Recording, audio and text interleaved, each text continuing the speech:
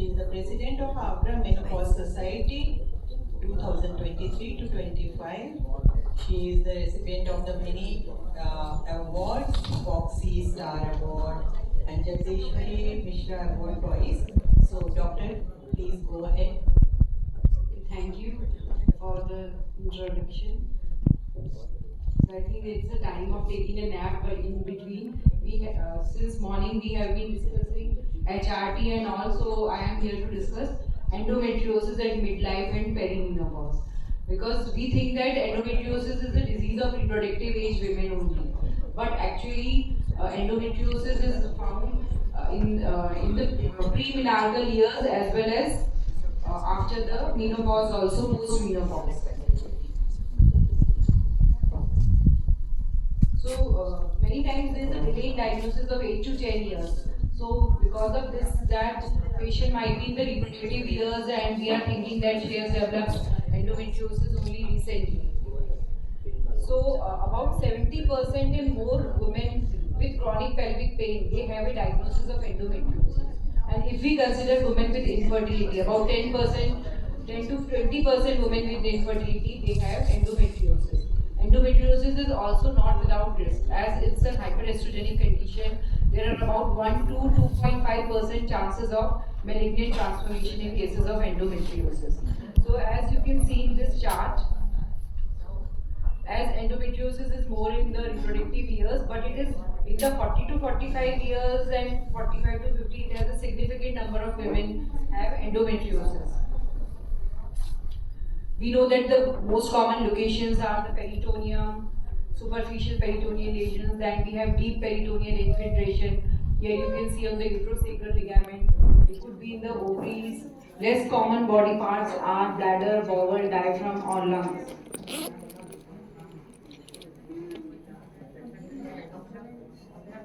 Here you can see it's an endometriosis of the diaphragm. You can see the heart beating and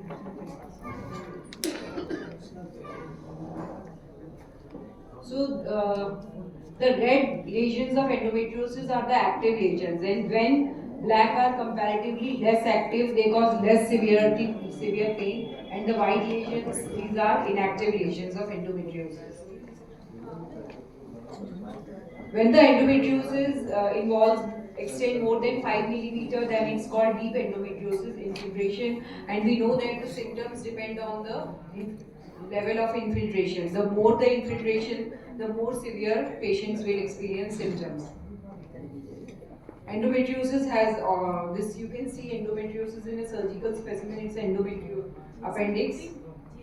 So, coming to the diagnosis, a very good history and a clinical examination, a bimemoral examination are the key to diagnosis of endometriosis. We should not forget. Apart from that, a transvaginal ultrasound, a trans-abdominal ultrasound are very much important in diagnosis of endometriosis. Here, you can see a break in this. Endometriosis is infiltration of endometrium into the adjacent structures.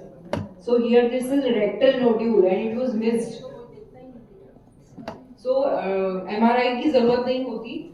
I mean MRI can assist us, but by transvaginal ultrasonography also, to certain extent we can diagnose endometriosis. This is another case of a rectal endometriosis. Here you can see there is a break in the endometrial lining and there is a rectal nodule. This 3 centimeter rectal nodule patient had so many ultrasounds, hundreds of ultrasounds, and all the sonographers, they missed the endometriotic lesions. These are the typical ground glass appearance seen on the abdominal sonography. So for peritoneal lesions, MRI is not that sensitive, but it's for bladder, bowel and ureteric involvement, we can always have an idea. And as we all know that laparoscopy is the gold standard for diagnosis of laparoscopy, I mean for endometriosis. If laparoscopy is negative, then we can laparoscopy में जो हमने exercise किए हैं, we have to confirm them by histopathology. What about biomarkers? There is no role of biomarkers, though CA125 is increased in cases of endometriosis, but it's not a definitive diagnostic marker. So this was a study in which laparoscopic confirmed endometriosis, and these patients, they were all had a premature menopause. So it might be proving that those patients who have endometriosis, they are at a high risk of having shorter reproductive duration.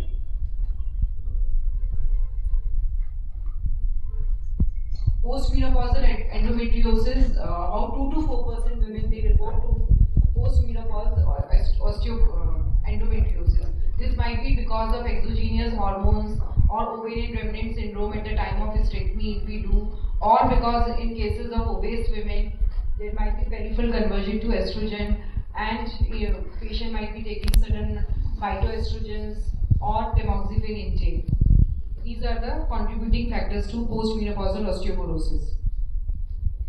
So it could be a recurrence, as I've already told, or it could be a de novo disease. This is not much known. So according to the ESHRI guidelines, we can use combined HRT for treatment of postmenopausal symptoms in a woman. It's always a combined therapy and not only estrogen replacement therapy, and preferably give continuous therapy to these patients. And tiburone is also a good option for these women. So this was a study about the role of recurrence of endometriosis in menopausal women, and most of the women had taken estrogen replacement therapy, unopposed estrogen in these patients. So in those women who are having a history of endometriosis, can we prescribe hormone replacement therapy? Yes. Uh, The issue is that there might be possible reactivation of residual endometriosis or new implants बन जाएं या malignant transformation हो जाए. But women with history of endometriosis, there are a particular risk of long-term consequences of estrogen deficiency. Like we have already seen, premature menopause occurs more, and premature menopause itself is a risk factor for cardiovascular disease, dementia, and osteoporosis. So we need to be thoughtful about the risk-benefit analysis of hormone replacement therapy. And endometriosis patients, those who are in HRT, they have chances of malignant transformation, and that too endometrioid carcinoma. According to the Cochrane review, it suggested that HRT for women with endometriosis in post-surgical menopause may result in disease recurrence and pain. So there is no statistically significant difference. This was a study of postmenopausal endometriosis, and these most of the patients, they either use HRT or tamoxifen. So now coming to what are the medical therapeutic options we have for treating perimenopausal endometriosis. Analgesics, as we all know, for pain relief we can try GnRH agonist and antagonist. Along with the GnRH agonist, we can add an add-back therapy to prevent osteoporosis. Then we can give progesterone, oral contraceptive pills, danazols. Mirena is a good say, good. Mirena can be tried, and aromatase inhibitors. Aromatase inhibitors, they are very effective for pain management of endometriosis, and they can be given along with GnRH analogs or antagonists. So these are the progesterone molecules which we can prescribe. Dihydrogesterone can be prescribed, Dynogest, levonorgestrel, Mirena can be prescribed. Even Dynogest is very much, because Dynogest is oral, it's in this study we can find that as compared to Duprolide, which is to be given subcutaneously, it is more, is a very good option. What about the use of aromatase inhibitors? Those women who are pre-treated with progestins, GnRH agonists, or surgery showing promising results in many studies, lesion size was reduced, pain was reduced, urinary bowel complaints were reduced, but we have to co-administer them with micronized estrogen or something. So for new onset endometriosis after menopause, the guidelines are surgery should be advocated because there is risk of associated malignancy या potential malignant transformation है, तो आप histologically confirm कर सकते हो और pain relief भी, because we will remove all the lesions and we can make a diagnosis and histopathological analysis. But before surgery, for any cases of endometriosis, our differential diagnosis should be irritable bowel syndrome, interstitial cystitis or myofascial pathology. So instead of drainage and coagulation of any ovarian cyst, we should perform ovarian cystectomy. And after that, we can put the patient on ILNG IUS to prevent dysmenorrhea, menstrual pain. Or if the family is completed, then we can go for hysterectomy. In such cases, bilateral salpingo-oophorectomy should be done and all lesions should be fulgurated. And 10% women कितना भी hysterectomy के बाद भी they recur. So for these cases, only once we rule out malignancy, then only we can go for medical management. 20% women, they have no symptom relief after therapy post-operation, so they need medical treatment, or if they have recurrence of symptoms or pain score is not improved. Endometriosis patients also have an increased risk of ovarian cancer. So what are the various cancers associated with endometriosis? Low-grade serous or endometrioid clear cells, and this is because of downregulation of these genes in the endometriotic tissues. As you can see, the risk of ovarian cancer is increased in patients who are hormonally stimulated in ART cycles. So should we prescribe HRT for menopausal symptoms for those women who are having endometriosis? So we can give estrogen therapy, but it should be combined with a progesterone therapy, and continuously it should be given instead of a cyclic therapy. And tibolone is also a good option, and herbal preparations are not recommended as their efficacy is uncertain and they may contain certain estrogenic compounds. So what is the suggested approach to a postmenopausal patient with a past history or symptoms of endometriosis? So we should know that endometriosis can occur or recur after menopause. So there is a risk of malignancy. Ask the patient to seek medical attention if she experiences symptoms of endometriosis. Evaluate the risk-benefit analysis.